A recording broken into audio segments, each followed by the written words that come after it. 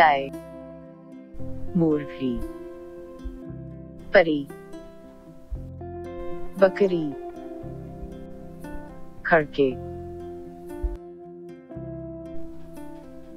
अच्छे बच्चे कैसे होते हैं? चंद जुमले लिखिए।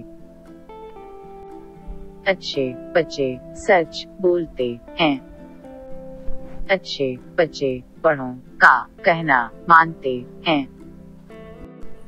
अच्छे बच्चे सबसे प्यार होते हैं। अच्छे बच्चे सबसे न्यारे होते हैं। नीचे की तस्वीर देखिए और चंद जुमले लिखिए। घर में अम्मी है। घर में मुर्गी है। आंगन में गाय है। आंगन में बकरी है।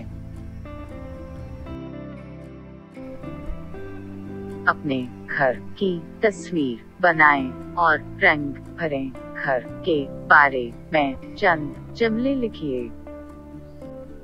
ये घर है। ये मेरा घर है। मेरा घर खूबसूरत है।